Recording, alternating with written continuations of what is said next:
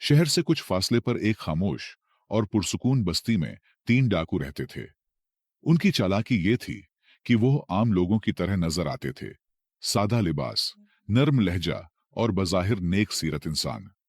बस्ती के लोग उनको शरीफ और नेक समझते थे, यहाँ तक कि उनके अपने घर वाले भी उनके असल चेहरे से नावाकिफ थे। मगर हकीकत ये थी कि वो तीनों रात के अंधेरे में दूर दराज इलाकों में चोरी करने निकलते और चोरी मुकम्मल करने के बाद सुबह होने से पहले वापस अपनी बस्ती लौट आते। ये तीनों न सिर्फ चोर थे, बल्कि पक्के दोस्त भी थे।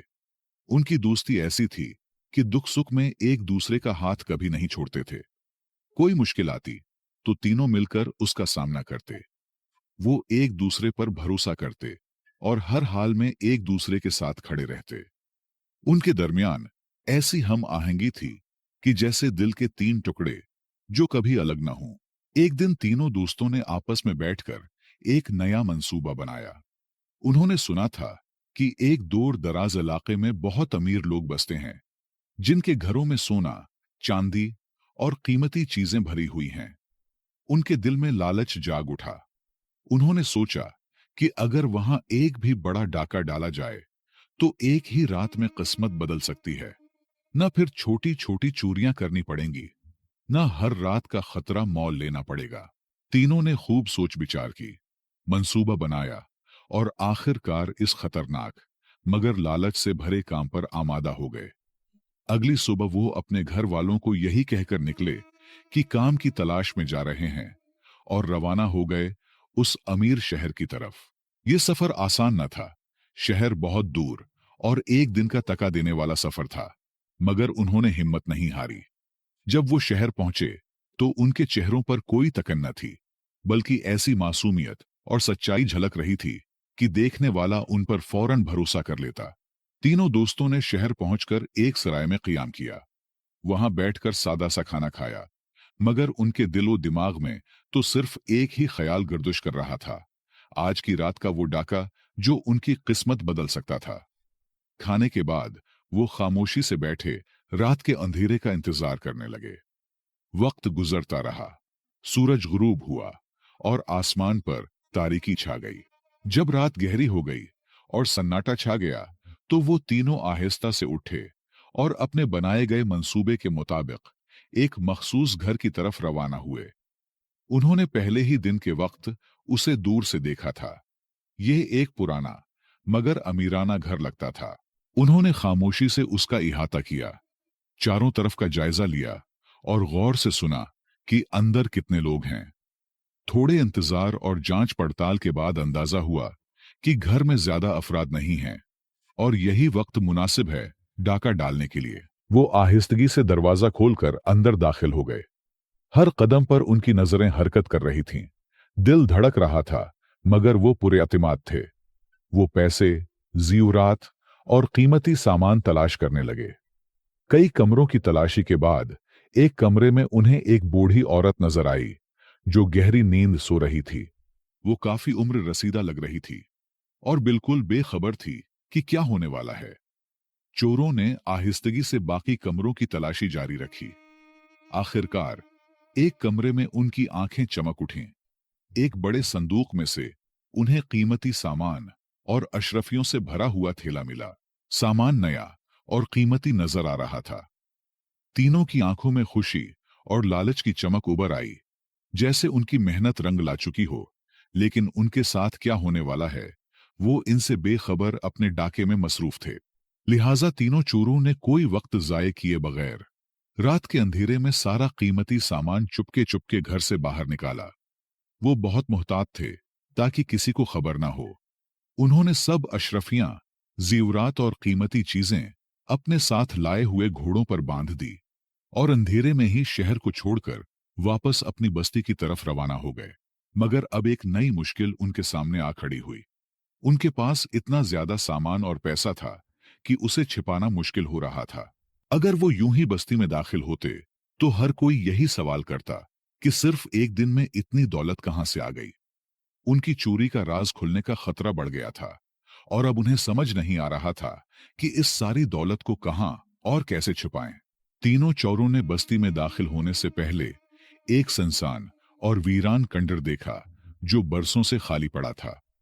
वहीं उन्होंने सारा कीमती सामान छुपा दिया। अशर्फियों से भरा थैला उन्होंने अपने एक साथी के हवाले कर दिया और बाकी सामान खंडर के एक खुफिया गोशे में रख दिया ताकि कोई शक न करे। उसके बाद तीनों अलग होकर अपने घरों की तरफ रवाना हो गए। उनके चेहरों पर मायूसी और तकन के आसार थे, जैसे कोई काम न मिला हो और खाली हाथ वापस आए हो। घर वालों को यही बताया कि बहुत कोशिश की मगर कोई रोजगार नहीं मिला, इसलिए वापस लौट आए। एक दिन तो खामोशी से गुजर गया, मगर रात को जिस साथी के पास अशरफियों का थैला था, उसने तजस्सुस से थैला खोला। जब उसने गिनना शुरू किया तो हैरान रह गया। थैले में पूरे 1000 अशरफियां थीं। ये बहुत बड़ी रकम थी। उसका दिल खुशी से भर गया। उसने दोबारा अशरफियां गिने और जब थैले को अच्छी तरह देखा तो उसके अंदर से एक खत मिला। खत बहुत अजीब था। उसमें कुछ ऐसे अल्फाज और राज दर्ज थे जो न सिर्फ हैरान कुन थे बल्कि जिंदगी बदल देने वाले थे। यही खत आगे चलकर उस चोर को एक कामयाब ताजिर में बदलने वाला था। लिहाजा जैसे ही उस डाकू ने अशरफियों का थैला खोलकर खत निकाला, उसकी आंखों में एक अजीब सी घबराहट उभर आई। उसने खत पढ़ना शुरू किया और चंद सतरें ही गुजरी थीं कि उसके हाथ कांपने लगे, दिल धक धक करने लगा। खौफ और पशीमानी के आलम में वो जमीन पर बैठ गया। सारा माल, सारी अशरफियां उसकी नजरों से ओझल हो गईं। खत कुछ यूं था: मेरी प्यारी बेटी, पता नहीं तुम अब कहां हो। तुम्हारा बाप भी दुनिया से रुखसत हो चुका है और मैं भी आखिरी सांसें ले रही हूं। मैंने अपनी और तुम्हारे बाप की सारी जमा पूंजी, पैसे और सामान तुम्हारे लिए उस फिला कमरे में रख दिया है। जब भी आओ तो ये तुम्हारा जहेज है हमारे तरफ से। उसे ले लो, शादी करो और खुशी से अपनी जिंदगी गुजारो। तुम्हारी शादी सिर्फ गुर्बत की वजह से टूट गई, ये सोचकर मेरा दिल रोज मरता रहा। इसीलिए मैंने अपना सब कुछ बेचकर तुम्हारे लिए बेहतरीन सामान खरीदा और अशरफियां रख दी। मैं तो मर ही जाऊंगी, लेकिन तुम इस माल और दौलत से अपनी जिंदगी को खुशी से गुजारो। मेरी प्यारी बेटी, गुर्बत बहुत बुरी चीज है, वरना मैं तुम्हारे लिए बहुत कुछ करना चाहती थी। तुम्हारी बदकिस्मत मां। ये खत पढ़कर डाकू की आंखों में निदामत छा गई। अशरफियों का वजन अब उसे बोझ लगने लगा था और दिल में एक अजीब कसक उठने लगी। ये खत पढ़कर डाकू की आंखें आंसुओं से भर आईं। उसका दिल कांप उठा और वो बेइख्तियार रोने लगा। वो देर तक जमीन पर बैठा रहा, अशरफियों से भरे थैले को देखता रहा जैसे वो कोई गुनाह का बोझ हो। उस लम्हे उसे अपनी मां याद आ गई, वो मां जिसने उसे पाल पोस कर बड़ा किया था। उसने सोचा, अगर ये मेरी मां का खत होता, अगर ये मेरी बहन का जहेज होता और कोई डाकू उसे लौट कर ले जाता, तो मुझ पर क्या गुजरती। ये ख्याल आते ही उसके दिल में निदामत और पछतावे की आग भर गई। किसी तरह रात का वक्त काटा और जैसे ही सुबह हुई, वो सीधा अपने दोस्तों के पास पहुंचा। उसके चेहरे पर परेशानी, शर्मिंदगी और संजीदगी साफ झलक रही थी। उसने अपने साथियों को सारी बात बताई और खत जेब से निकालकर उनके सामने पढ़ दिया। फिर कहने लगा, मैं तो ये अशरफियां और सारा सामान वापस ले जा रहा हूं। ये हमारा नहीं, किसी मां की आखिरी उम्मीद है। दोस्तों की बात सुनकर वो खामोशी से खड़ा रहा, लेकिन उसके दिल में एक तूफान बरपा था। उनमें से एक ने आगे बढ़कर कहा, नहीं, ऐसा बिल्कुल न करो। अगर काजी को पता चल गया कि ये सब तुम्हारे पास था, तो तुम्हारा हाथ कट सकता है। और चूंकि ये सामान हम तीनों ने मिलकर लाया था, इसलिए अगर तुम वापस करोगे तो हमारा हिस्सा भी जाये हो जाएगा और हम ये हरगिज बर्दाश्त नहीं करेंगे। दूसरे ने फौरन तायद की, हमें ये सब वापस नहीं करना। किस्मत ने दिया है, अब तुम एक खत के पीछे इतना कीमती सामान और अशरफियां वापस करोगे। तुम्हारा दिमाग तो ठीक है। लेकिन वो शख्स जिसने खत पढ़ा था, बड़ी नरमी और सच्चाई से बोला, ठीक है, अगर तुम दोनों का यही फैसला है तो मैं तुम दोनों का हिस्सा अपने जेब से दे दूंगा। काजी की सजा भी अगर मुझ पर आती है तो मैं उसे कबूल कर लूंगा, लेकिन मैं एक मां के आंसू और एक लावारिस बेटी की महरूमी बर्दाश्त नहीं कर सकता। मैं गुनाहगार जरूर हूं, लेकिन बेगैरत और बेहिस नहीं हूं। अगर मैंने ये सामान वापस न किया तो यकीन करो मैं पागल हो जाऊंगा। हर रात ये खत, ये अल्फाज मेरे दिल को चीरते रहेंगे। मुख्तसर ये कि उसने अपने दोनों दोस्तों की रजामंदी या नाराजगी की परवाह किए बगैर सारा सामान दोबारा घोड़े पर रखा, अशरफियों का थैला लिया और तने तनहा शहर की तरफ रवाना हो गया। पूरा दिन सफर करता रहा। थकावट के बावजूद उसका दिल हल्का महसूस हो रहा था, जैसे वो कोई बड़ा बोझ उतारने जा रहा हो। आखिरकार वो शाम के वक्त उस शहर पहुंचा जहां से ये सब शुरू हुआ था। उसने गलियों में वही पुराना घर तलाश करना शुरू किया। काफी देर तक पूछगछ के बाद उन्होंने घर को ढूंढ ही लिया। उसे यकीन था कि इस घर में बूढ़ी औरत के अलावा कोई नहीं होता, इसलिए वो सीधा अंदर दाखिल हो गया। मगर जैसे ही कदम अंदर रखा, एक कमरे से किसी लड़की के रोने की आवाज सुनाई दी। इसके दिल में खौफ पैदा हुआ कि ये क्या माजरा है। जब वो आहिस्ता आहिस्ता अंदर गया तो देखा कि बूढ़ी औरत अब इस दुनिया में नहीं रही थी। वो इंतकाल कर चुकी थी। कमरे में जो लड़की जारो कतार रो रही थी, उसे देखकर उसने सोचा कि शायद यही वो लड़की है जिसके लिए खत लिखा गया था। लेकिन जांच के बाद पता चला कि ये लड़की बूढ़ी औरत की बेटी नहीं, बल्कि एक पड़ोसन है जो मरने वाली की वाहिद खबरगीर थी। लिहाजा उस डाकू ने खामोशी से सारा सामान एक एक करके उसी कमरे में वापस रखा। अशरफियों का थैला भी वहीं रख दिया, बिल्कुल उसी तरह जैसे मिला था। वो निहायत अदब और नरमी से ये सब कर रहा था, जैसे किसी अमानत को उसके असल मकाम पर लौटा रहा हो। उस दौरान वो पड़ोसन औरत जो रो रही थी, उसे देखकर चौंक गई। उसने हैरानी से पूछा, भाई साहब, आप कौन हैं? डाकू ने मुख्तसर जवाब दिया, मैं उनका बेटा हूं। औरत ने शक भरी नजर से उसे देखा और कहा, लेकिन उनका तो कोई बेटा नहीं था।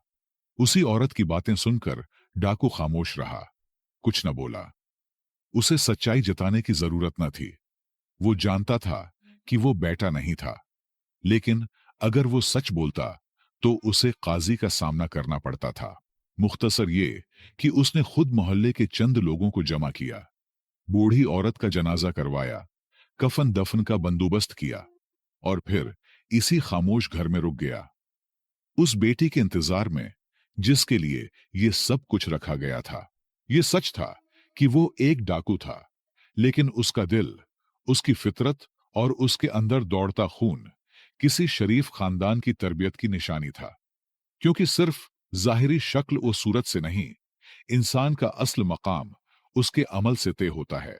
जब इंसान इंसानियत को अपनाता है, रहम, खुलूस, सच्चाई और अदल को जिंदगी का हिस्सा बनाता है, तभी वो अशरफुल मखलूकात कहलाने के लायक बनता है।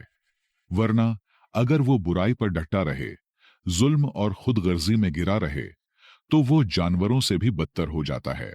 लिहाजा वो डाकू उसी घर में रहने लगा, खामोश, सादा और खाम ख्यालों में डूबा रहता।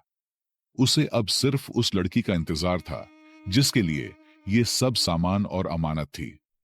वो रोज दरवाजे की तरफ देखता, मोहल्ले वालों से पूछता, लेकिन कोई खबर न मिलती। चंद ही दिन गुजरे थे कि एक दिन अचानक एक खूबसूरत, परेशान हाल लड़की घर में दाखिल हुई। जो ही उसने कमरे में अजनबी को बैठे देखा, चीखने लगी, तुम कौन हो? मेरी माँ कहाँ है? और मेरे अब्बा? डाकू ने धीमे लहजे में जवाब दिया, मैं एक अजनबी हूं। तुम्हारी माँ काफी बीमार थीं और चंद दिन पहले इंतकाल कर गईं। उससे पहले मुझे मालूम हुआ कि तुम्हारे वालिद भी फौत हो चुके हैं।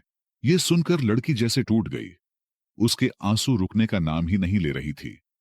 वो शिद्दती गम से चीख चीख कर रोने लगी। उसकी हालत देखकर डाकू का दिल भर आया, मगर उसने दिल मजबूत करके उसे तसल्ली दी और कहा, मौत एक हकीकत है, हर किसी को आनी है। जब इंसान बूढ़ा हो जाता है तो दुनिया से रुखसत ही उसका मुकद्दर बनती है। लेकिन मुझे तुम पर गुस्सा आ रहा है। तुमने उन्हें इस हाल में क्यों छोड़ा? लड़की खामोशी से डाकू की बातें सुनती रही। उसकी बातों में गुस्सा जरूर था, लेकिन उस गुस्से में इंसानियत और सच्चाई थी। उसने उस अजनबी की आंखों में झांका। उसे पहली बार किसी गैर में अपना सा कोई दुख, अपनायत और दर्द महसूस हुआ। लड़की ने निहायत नर्म लहजे में, झुकी नजरें और लरजती आवाज के साथ कहा, भाई साहब, मैं दरअसल अपनी माँ बाप की मर्जी से 1 साल पहले फूफी के घर दूसरे शहर गई थी। उस वक्त मेरे वालिद बिल्कुल ठीक थे। शायद उनका अचानक इंतकाल हुआ हो, लेकिन चूंकि कोई राब्ता ना हुआ, इसलिए मुझे उनकी वफात की खबर भी न मिली। डाकू खामोशी से सुनता रहा, फिर गहरी सांस ली और सच्चाई का बोझ उतारने के लिए सब कुछ साफ साफ बता दिया। मैं मानता हूं कि मैं एक डाकू हूं। मैंने तुम्हारे घर की हुर्मत को तोड़ा। अगर चाहे तो मुझे सजा भी दे सकती हो और मुझे मुआफ भी कर सकती हो। फैसला आपके हाथ में है। लड़की की आंखों से फिर आंसू बह निकले, लेकिन अब उनमें दुख के साथ साथ हमदर्दी, शुक्रगुजारी और एक अजनबी के लिए एक खास लगाव भी शामिल था। उसके दिल में उस डाकू के लिए जगह बनने लगी थी। जब डाकू उठने लगा तो उसने कहा, अब ये घर, ये सामान, सब कुछ तुम्हारा है। मैं चलता हूं। अगर कभी जरूरत हो या मुश्किल वक्त आए तो पुरानी बस्ती में मेरा घर है, मुझे जरूर याद करना। लड़की फौरन बोली, नहीं, आप मुझे अकेला छोड़कर नहीं जा सकते। आपने जिस ईमानदारी और खुलूस से मां की अमानत लौटाई है, वो कोई आम इंसान नहीं कर सकता। अगर आप चाहें तो ये अशरफियां रख लें और यहीं कोई कारोबार शुरू करें। थोड़ा थोड़ा करके घर आते जाते रहें। मुख्तसर ये कि कुछ ही अरसे बाद दोनों का निकाह हो गया, शादी हो गई।